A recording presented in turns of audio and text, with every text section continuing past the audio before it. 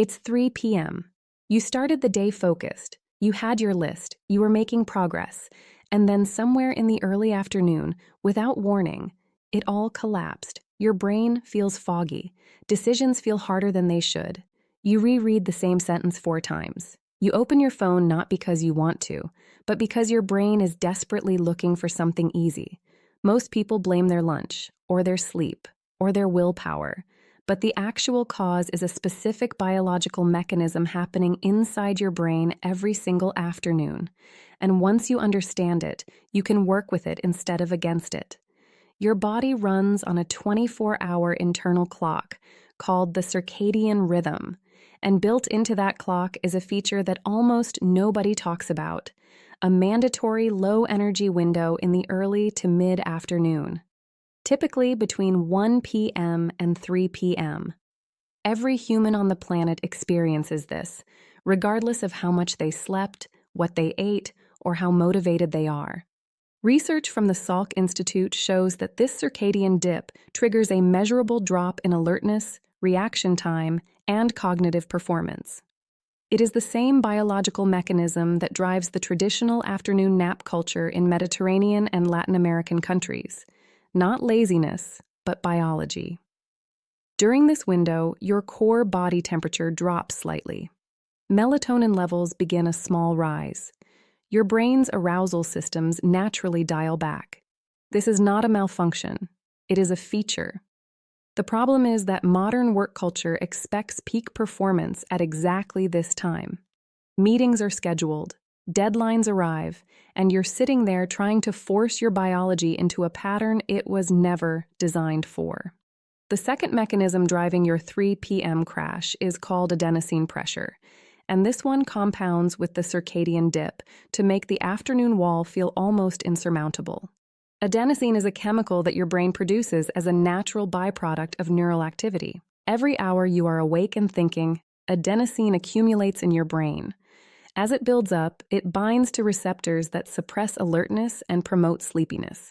By the time you hit early afternoon, you have already been awake and mentally active for 6 to 8 hours. Your adenosine levels are at their highest point of the day.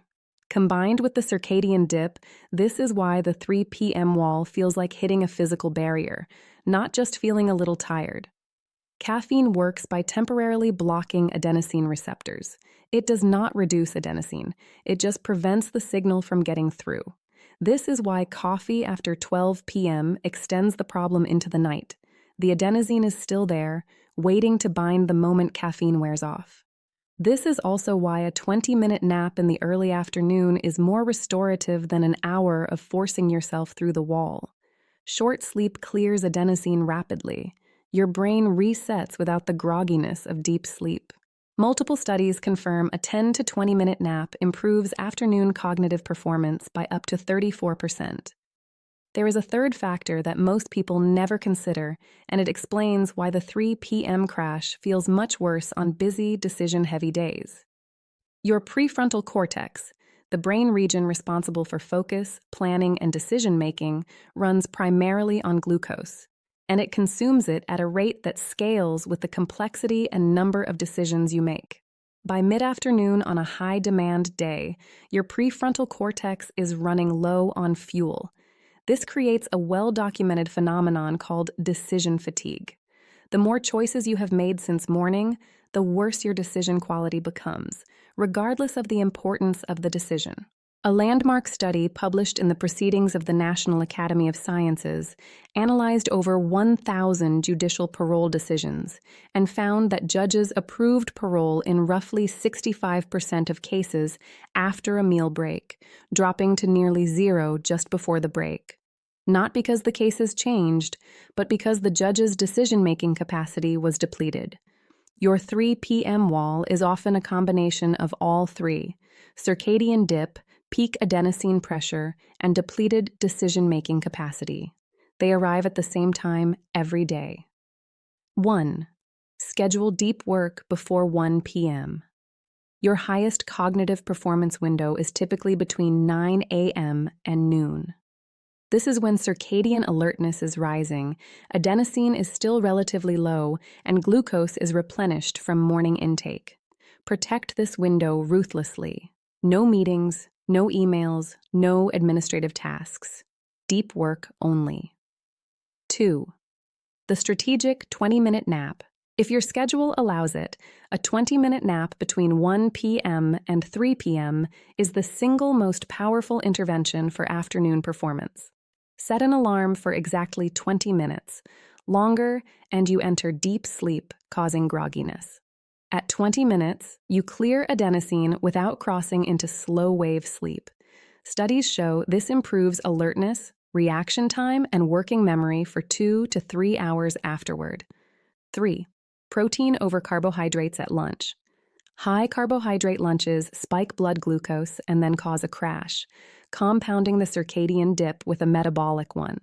A lunch higher in protein and healthy fats maintains more stable glucose levels, keeping your prefrontal cortex fueled through the afternoon. This single dietary change reduces the severity of the 3 p.m. crash significantly for most people within 1 week. 4. A 10-minute outdoor walk at 2 p.m. exposure to natural light in the afternoon provides a secondary circadian signal that helps sustain alertness through the dip window. Even 10 minutes of outdoor walking at 2 p.m. elevates cortisol slightly, clears adenosine pressure through movement, and resets visual stimulation.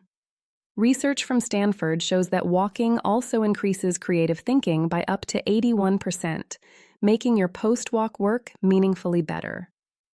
The 3 p.m. wall is not a personal failure. It is not laziness. It is not weak willpower. It is a convergence of 3 biological events happening simultaneously in your brain every single afternoon: your circadian rhythm, your adenosine accumulation, and your prefrontal cortex glucose depletion. The people who seem immune to the afternoon wall are not biologically different. They have simply, consciously or not, structured their day around these cycles. Deep work in the morning. Strategic rest in the early afternoon. Lower demand tasks from 3 to 5 p.m. Your biology is not the problem. Your schedule is. If this changed how you think about your afternoon, subscribe to VPOD Brain. Every week we break down the real neuroscience of how your mind works. Not motivation, not hacks, just the research. We'll see you in the next one.